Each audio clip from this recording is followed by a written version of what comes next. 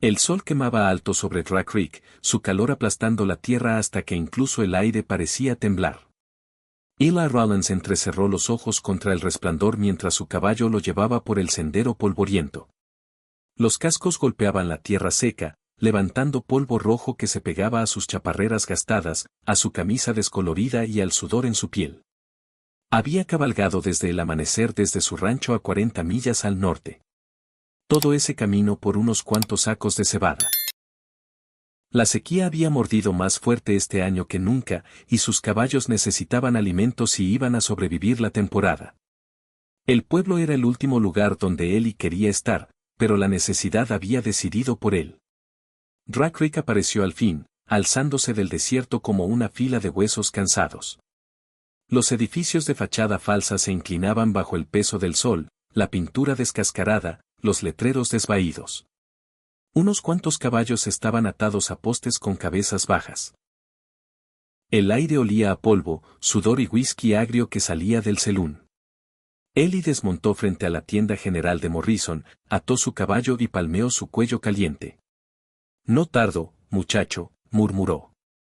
Adentro el aire era más fresco, pero pesado. Estanterías de madera se hundían bajo rollos de tela, frascos de frijoles, cajas de munición y herramientas. Chester Morrison, el tendero, hablaba con dos rancheros junto al mostrador. Le dije la semana pasada, no más crédito. Decía Morrison en voz alta, inflándose de importancia. Una mujer tiene que aprender a manejar mejor. Esa Miriam Harper siempre ha sido problema. Problema antes de que muriera su marido, y peor después, añadió Tom Garrett con sorna. Eli dio un paso adelante, manteniendo la voz firme. Buenas tardes. Quiero 3 sacos de cebada. Morrison levantó la vista, su sonrisa convirtiéndose en sonrisa de comerciante. Eli Rollins. Hacía meses que no te veía en el pueblo. Serán $12. Eli puso los billetes sobre el mostrador, pero antes de que Morrison los contara, la campana de la puerta sonó. La conversación se apagó. Una mujer entró, y el aire mismo pareció volverse pesado. Era más joven de lo que Eli esperaba, tal vez 25 años. Su cabello oscuro recogido en un moño sencillo. Vestido de calicó descolorido remendado más de una vez, pero su espalda recta y la barbilla alzada tenían una dignidad que desafiaba al salón a quebrarla. Señor Morrison, dijo suavemente. Necesito harina, sal y una lata de manteca. El rostro de Morrison se endureció. Efectivo por adelantado, señora Harper. Lo sabe. Ella abrió su pequeño bolso y puso monedas sobre el mostrador. Eli podía ver desde donde estaba que no alcanzaba. Morrison las contó despacio, prolongando su vergüenza. Esto cubre la mitad de la harina, dijo, voz gruesa de satisfacción. Sin sal, sin manteca. Entonces tomaré lo que cubra, respondió ella, aunque sus manos temblaban. Tom Garrett sonrió con malicia. Tal vez debería considerar otras formas de ganar dinero. Las viudas tienen que abrirse camino de alguna manera. Eli vio cómo Miriam Harper se volvía hacia él, fuego brillando en sus ojos oscuros. Vivo honestamente, señor Garrett, dijo con firmeza, que es más de lo que algunos pueden decir. Las mujeres honestas no envenenan a sus maridos, murmuró el otro hombre lo bastante alto para que se oyera. Las palabras cayeron como piedra.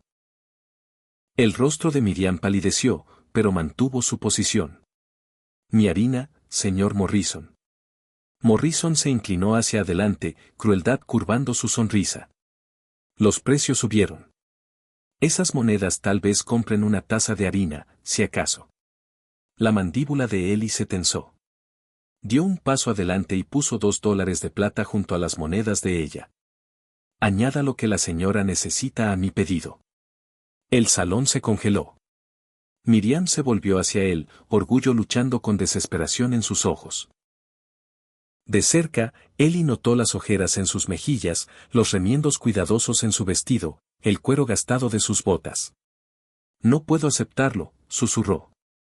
No está aceptando, dijo Eli con calma, manteniendo los ojos en Morrison. La tienda me dio un error a mi favor la última vez que estuve aquí. Esto nos deja a mano. ¿Verdad, Morrison? El tendero se sonrojó pero asintió, sin querer desafiar la mirada firme de Ellie. Miriam respiró hondo, pero mantuvo la voz estable.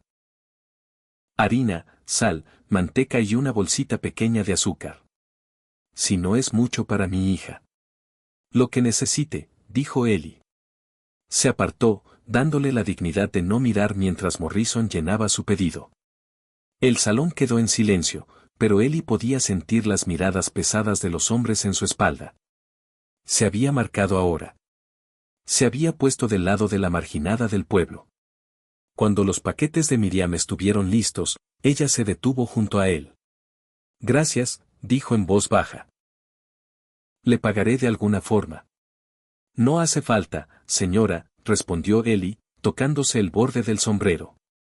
Por un momento, ella buscó en su rostro como esperando el precio oculto que solía seguir a la bondad.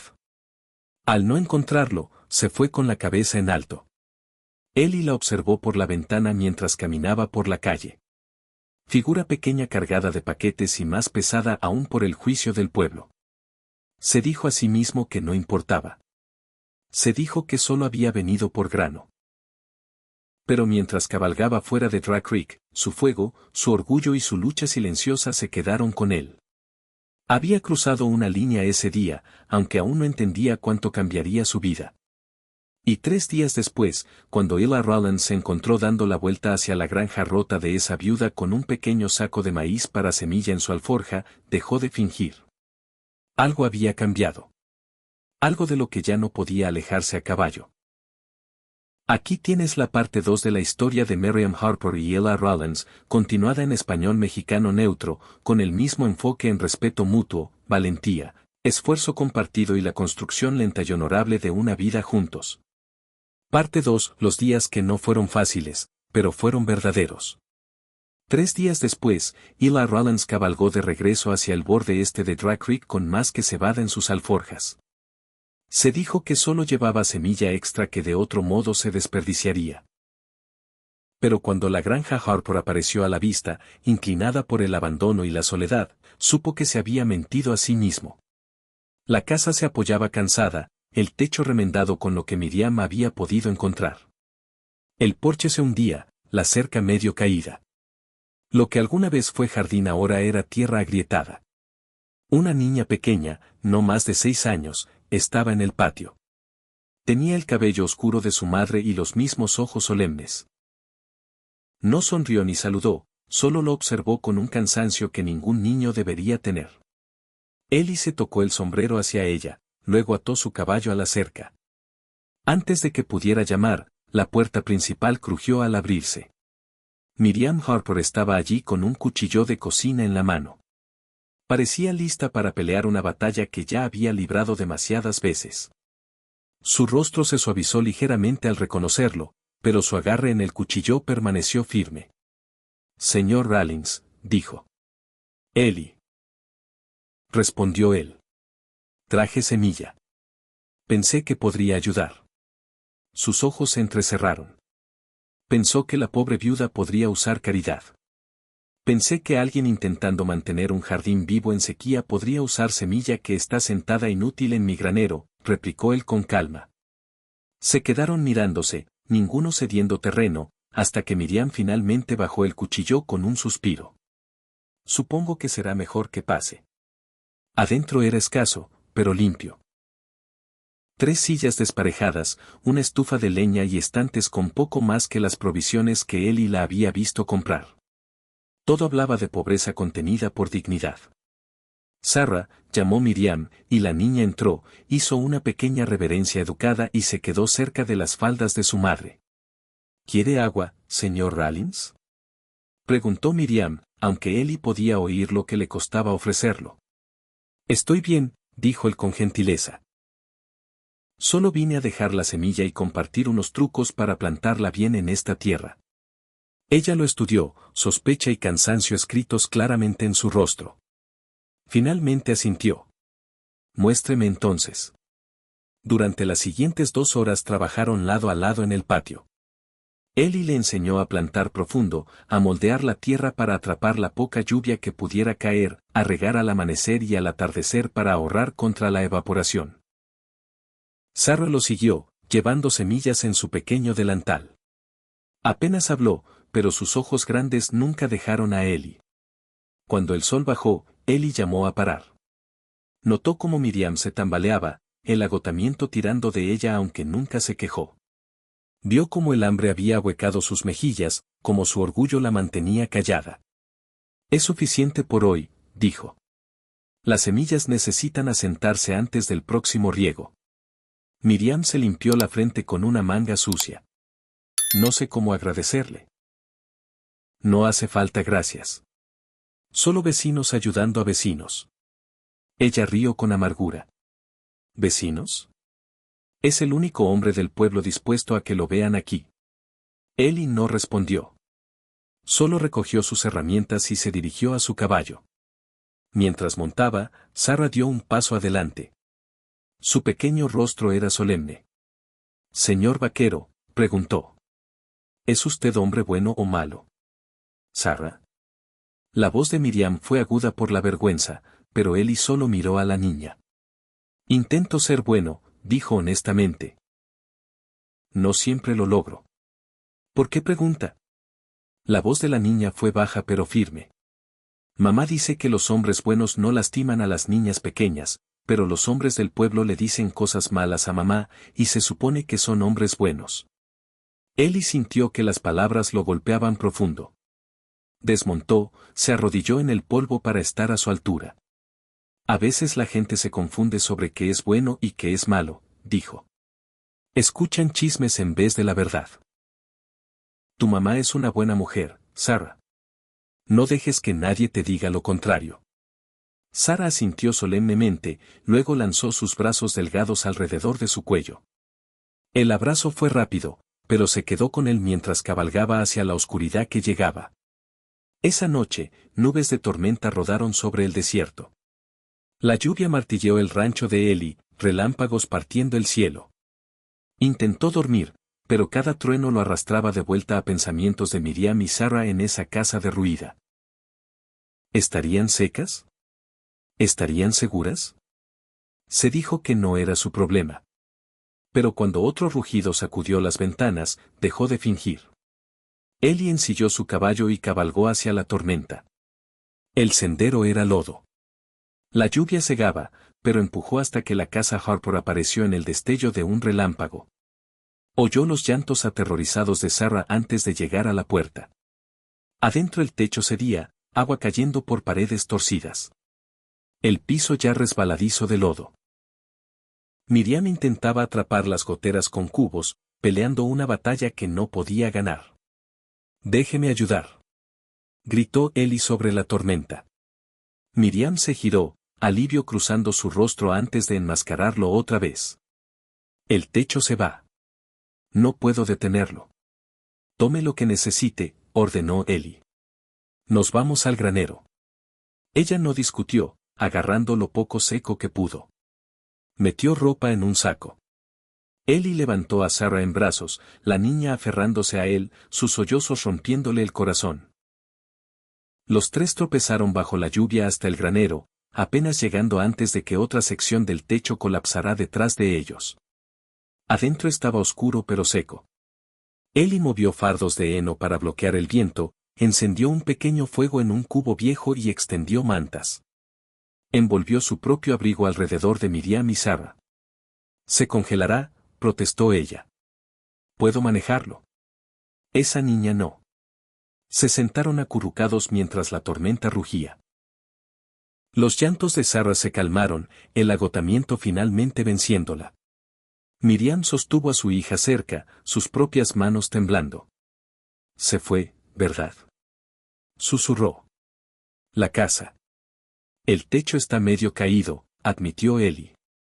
«Pero las paredes están de pie. Se puede reconstruir». «¿Con qué?», dijo ella con amargura. «Gasté mi último centavo en harina. No nos queda nada». «Lo resolveremos», dijo Eli. «No hay nosotros, señor Rawlins», respondió Miriam en voz baja. Esto no es su pelea. Tal vez no. Dijo él, voz baja y firme. Pero la estoy haciendo mía. Sus ojos se llenaron, aunque intentó mantenerlos firmes mientras susurraba. Afuera, el trueno rodó. Adentro, la luz del fuego parpadeó sobre el rostro de Ellie mientras finalmente habló. Porque algunas cosas valen la pena pelear. Y yo creo que usted y esa niña pequeña son dos de ellas. Aquí tienes la parte 3, y cierre definitivo. De la historia de Miriam Harper y Ella Rollins, contada en español mexicano neutro, con el mismo estilo limpio, respetuoso y enfocado en valentía, honor y reconstrucción paso a paso. He mantenido exactamente la misma longitud que las partes anteriores, sin acortarla. Parte 3, la granja donde lo perdido volvió, y se quedó para siempre. Y si lo que parecía un error tan grande en realidad era la misericordia más grande que Aya te podía dar. Miriam Harper y Ella Rollins vivieron años con esa pregunta guardada en el corazón. Y lo que hicieron con ella no solo salvó una granja, salvó 2 almas enteras y cambió un pueblo para siempre.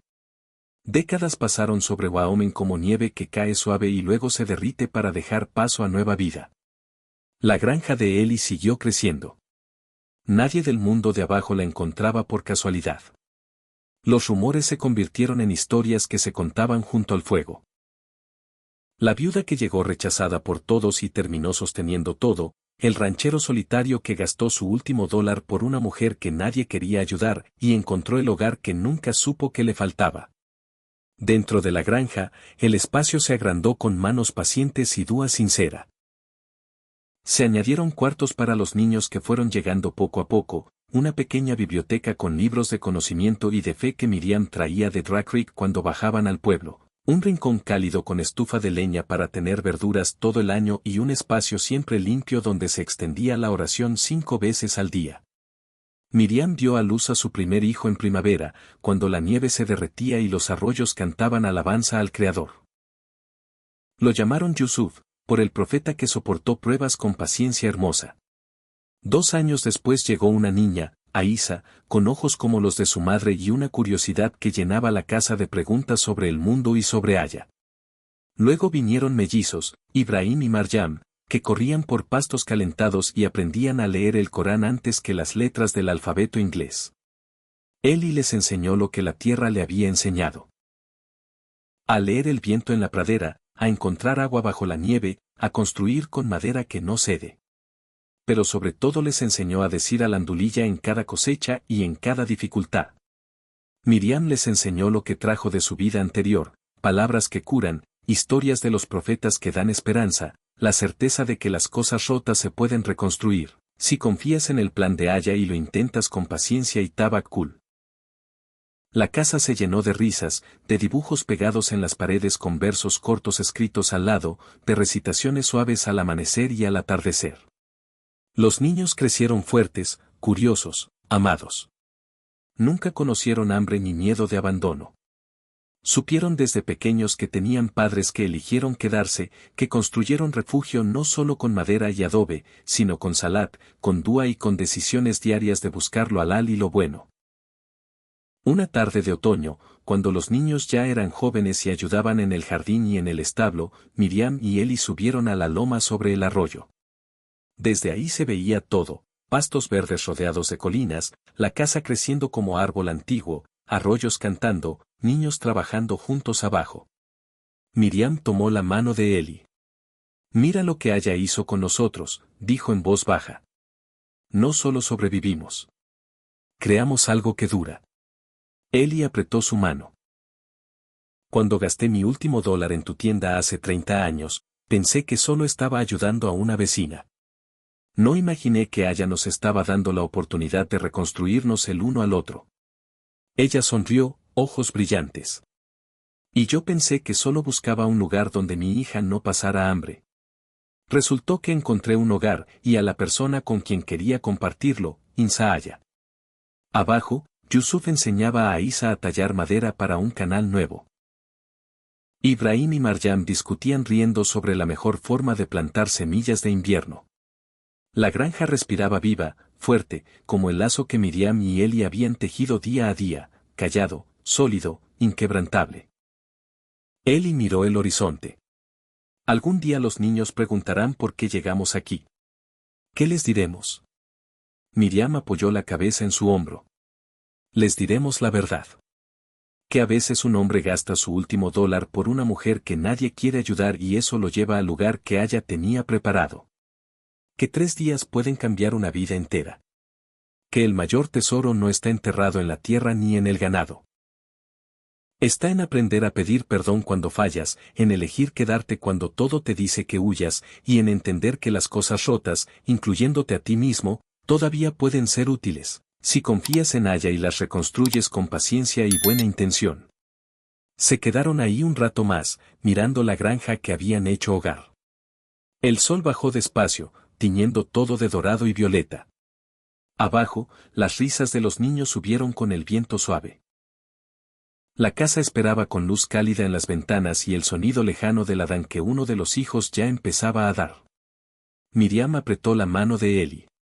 Gracias por gastar tu último dólar cuando todos esperaban que te alejaras. Y gracias a ti, respondió él, por quedarte cuando pudiste irte, y por enseñarme que el peor castigo no es lo que te hace el mundo, sino lo que te haces tú mismo cuando te olvidas de que ella siempre tiene un plan mejor. Y así, la viuda que llegó rechazada por todos y el hombre que la ayudó sin pedir nada terminaron construyendo algo eterno, una familia que creció fuerte en las llanuras de Wyoming, un hogar donde se rezaba en congregación y se compartía el pan, un amor que demostró que a veces lo más valioso del viejo oeste no era oro ni tierra, sino 2 personas que eligieron confiar en ella y reconstruirse mutuamente, día tras día, hasta que lo perdido ya no pudo tocarlos nunca más. Lección final que puedes llevarte hoy mismo. Lo que parece un error enorme muchas veces es rama, misericordia, disfrazada. No juzgues tu camino solo por lo que ves ahora, confía en que ella te está llevando exactamente donde necesitas estar. Perdonarte no borra el pasado. Significa aceptar que fallaste, pedir tauba sincera y decidir que tu vida aún vale la pena vivirla con fe y esfuerzo. Porque mientras sigas respirando, sigues teniendo tiempo de hacer algo bueno con lo que te queda. Y a veces, la persona que más necesita tu paciencia y tu dúa, eres tú mismo. Fin absoluto de la historia.